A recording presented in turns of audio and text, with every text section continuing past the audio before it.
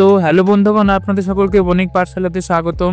আজকে আমরা ক্লাস 8 আমাদের পৃথিবী ভূগোল বইয়ের 6ষ্ঠ অধ্যায় জলবায়ু অঞ্চল থেকে কিছু খুঁটিয়ে গুরুত্বপূর্ণ রচনাধর্মী প্রশ্নোত্তর আলোচনা করব। পার্ট 1 এর লিঙ্ক ডেসক্রিপশন বক্সে দেওয়া আছে।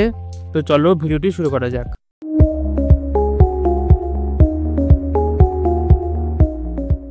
রচনাধর্মী প্রশ্নোত্তর, প্রশ্নের মান 5। প্রথম প্রশ্ন, ক্রান্তীয় মৌসুমী জলবায়ুর প্রধান বৈশিষ্ট্যগুলি সংক্ষেপে আলোচনা করো। উত্তর, ক্রান্তীয় মৌসুমী জলবায়ুর প্রধান বৈশিষ্ট্য হল গ্রীষ্মকালে ক্রান্তীয় মৌসুমী জলবায়ু উষ্ণ আর্দ্র জলবায়ু এবং শীতকালে শুষ্ক ও শীতল জলবায়ু বিরাজ করে। সেকেন্ড পয়েন্ট, গ্রীষ্মকাল ও শীতকালে সম্পূর্ণ বিপরীতমুখী যথাক্রমে দক্ষিণ পশ্চিম মৌসুমী বায়ু এবং উত্তর পূর্ব মৌসুমী বায়ু প্রবাহিত হয়। 3 নম্বর, গ্রীষ্মকালে সুলক্ষে বৃষ্টিপাত অধিক হয়, শীতকালে সাধারণত বৃষ্টিহীন থাকে। 4 নম্বর, গ্রীষ্মকালীন ও শীতকালীন গড় তাপমাত্রা যথাক্রমে 25 ডিগ্রি থেকে 30 ডিগ্রি সেলসিয়াস। 5 নম্বর, মৌসুমী বায়ুর আগমনে খামখেয়ালিপনা।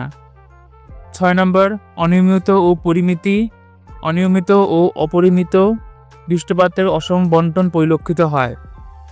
উষ্ণতা, ক্রান্তীয় মৌসুমী জলবায়ুর অঞ্চলের উষ্ণতা গ্রীষ্মে 27 ডিগ্রি থেকে 32 ডিগ্রি সেলসিয়াস এবং শীতকালে 20 থেকে 25 ডিগ্রি সেলসিয়াস হয়।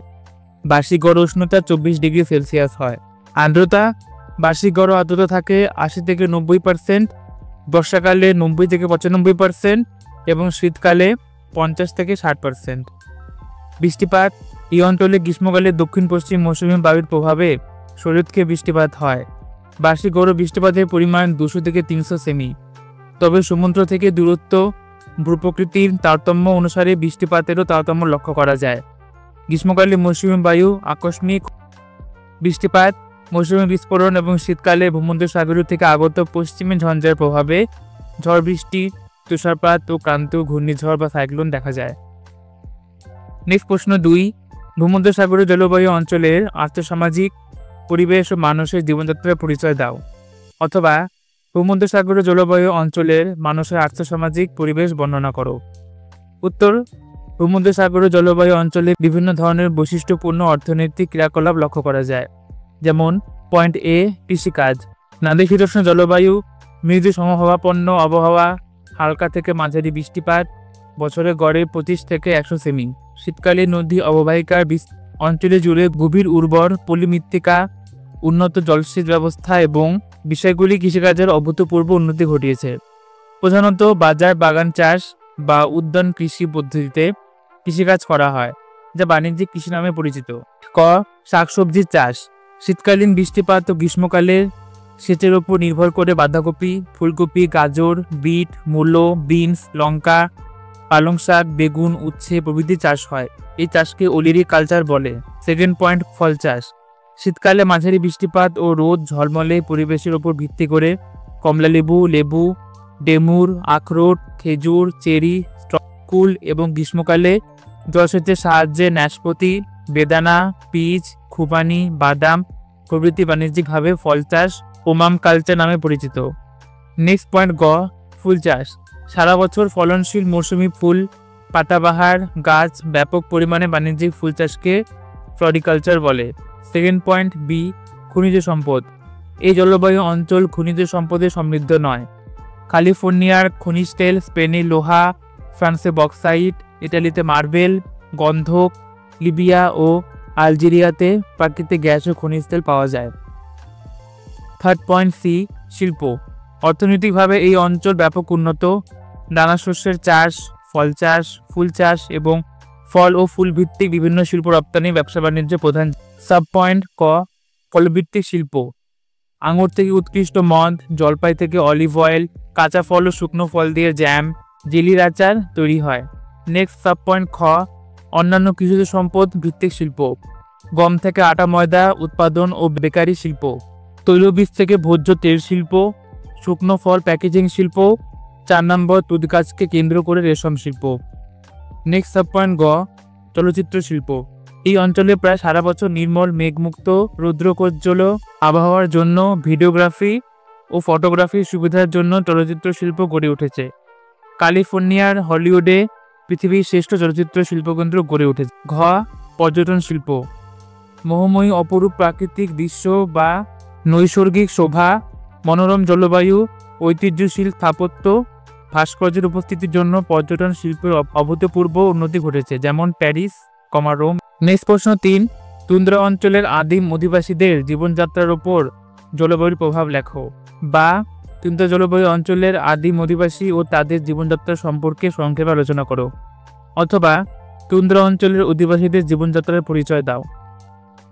ফার্স্ট পয়েন্ট এ, তুন্দ্রা অঞ্চলের আদিম অধিবাসী।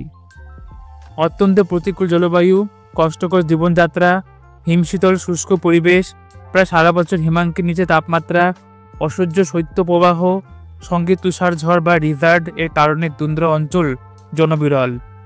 একমাত্র আদিম অধিবাসীরা প্রকৃতির সঙ্গে কঠোর সংগ্রাম করে বসবাস করে। তুন্দ্রা অঞ্চলের বিভিন্ন উপজাতির শ্রেণীগুলি হল গ্রিনল্যান্ডের দক্ষিণ সমুদ্র উপকূল, অ্যালাস্কার উত্তরাংশে এস্কিমো ও রেড ইন্ডিয়ান, ইউরোপ মহাদেশের ল্যাপ, ফিন, এশিয়ার মহাদেশের ইকাউত, স্যামোয়েদ প্রভৃতি বিশেষভাবে উল্লেখযোগ্য।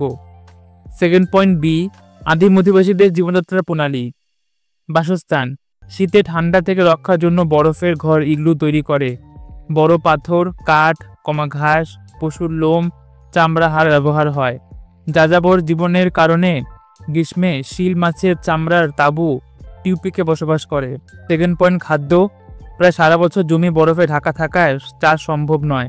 জলজ ও স্থলজ প্রাণীর মাংসই প্রধান খাদ্য। এস্কিমো কথার অর্থ কাঁচা মাংস খাদক। সিন্ধু ঘটক, বল্লা হরিণ, মেরু শৃগাল এদের খাদ্য। হরিণের দুধ ও বেরি ফলও খায়। থার্ড পয়েন্ট পোশাক পরিচ্ছদ।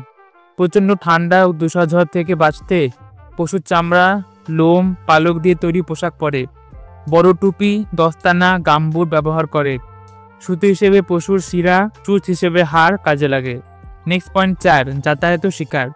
গ্রীষ্মে শিল চামড়ার নৌকো, কায়াক ব্যবহার করে। শীতে কুকুরে বা বলগা হরিণে টানা চাকাহীন স্লেজ গাড়ি চালায়। শিল ও অন্যান্য প্রাণীর হাড় দিয়ে বর্ষা তৈরি হয়। প্রাণীর চর্বি, আলো ও ঘর গরম করতে কাজে লাগে। নেক্সট পয়েন্ট 5, জীবনযাত্রার সাম্প্রতিক পরিবর্তন। আধুনিক জ্ঞান বিজ্ঞান, প্রযুক্তি ও খনিজ সম্পদের আবিষ্কারে তুন্দ্রাবাসীদের জীবনে পরিবর্তন এসেছে। সাইবেরিয়ায় গ্রিন হাউসের মাধ্যমে কৃষি হচ্ছে। কয়লা, লোহা, সোনা, তেল আবিষ্কৃত হয়েছে। রেল ও জলপথে বাইরের জগতের সঙ্গে যোগাযোগ বৃদ্ধি পেয়েছে এবং অধিবাসীরা আধুনিক জীবনযাত্রায় অভ্যস্ত হয়েছে। উন্নত প্রযুক্তিতে তুন্দ্রা অঞ্চলে এখনও চাষবাস সম্ভব হয়েছে। স্পিটসবার্গে কয়লা, সুইডেনের কিরুনায় লোহা, আলাস্কা ও ইউক্রেনের সোনা এবং খনিজ তেল আবিষ্কৃত হয়েছে। সাইবেরিয়ায় মার্নিনস্ক বন্দর থেকে সেন্ট পিটসবার্গ পর্যন্ত রেলপথ নির্মাণ ও আলাস্কায় যোগাযোগ ব্যবস্থা গড়ে ওঠায় তুন্দ্রা অঞ্চল বিশ্বের অন্যান্য অংশের সঙ্গে যুক্ত হয়েছে। জল ও রেলপথের বহির্বিশ্বের সঙ্গে সম্পর্ক বৃদ্ধি পেয়েছে। ফলে বর্তমানে এই অঞ্চলে উন্নতি ঘটেছে এবং অধিবাসীরা ধীরে ধীরে আধুনিক জীবনযাত্রায় অভ্যস্ত হচ্ছে। নেক্সট প্রশ্ন 4, দক্ষিণবঙ্গের মানুষ দক্ষিণের বারান্দা বা জানলাযুক্ত বাড়ি বেশি পছন্দ করেন কেন? দক্ষিণবঙ্গের মানুষ দক্ষিণের বারান্দা বা জানালাযুক্ত বাড়ি বেশি পছন্দ করে কারণ দক্ষিণবঙ্গের অবস্থান উত্তর গোলার্ধে হওয়ায় গোলার্ধে অবস্থিত বাড়ির দক্ষিণ দিকে জানলা দিয়ে বেশি সূর্যালোক আসে বলে ঘর প্রাকৃতিকভাবে আলোকিত হয়। সেকেন্ড পয়েন্ট, সূর্যের উত্তরায়ণের সময় দিনের বেশিরভাগ সময় ঘর আলোকিত থাকে। আর গ্রীষ্মকালে দক্ষিণ দিক থেকে আগত বায়ুপ্রবাহ দক্ষিণের জানলা দিয়ে বাতাস এখানে বেশি আসে এবং শীতকালে উত্তরের হাওয়া থেকে রক্ষা করে। যদি ঘরে আলো বাতাস বেশি খেলে তবে সেটাই যথার্থভাবে বাসযোগ্য হয়। তাই দক্ষিণবঙ্গের মানুষ দক্ষিণে বারান্দা বা জানলাযুক্ত বাড়ি বেশি পছন্দ করেন। নেক্সট প্রশ্ন 5, জলবায়ু কিভাবে মানুষের জীবনযাত্রাকে নিয়ন্ত্রণ করে? উত্তর, জলবায়ু মানব জীবনকে প্রভাবিত করে। জলবায়ুর উপর ভিত্তি করে মানুষের খাদ্যাভ্যাস, পোশাক পরিচ্ছদ, বাসগৃহ, অনৈতিক কার্যকলাপ, অর্থনৈতিক কার্যকলাপ, ভাবনা চিন্তা ও যাবতীয় সাংস্কৃতিক পরিবেশ গড়ে ওঠে। প্রথম পয়েন্ট, খাদ্যাভ্যাস। ক্রান্তিক মৌসুমী জলবায়ু অঞ্চলের মানুষের প্রধান ধান থেকে সৃষ্ট ভাত। নাতিশীতোষ্ণ অঞ্চলের মানুষের প্রধান খাদ্য গমজাত খাবার অর্থাৎ রুটি।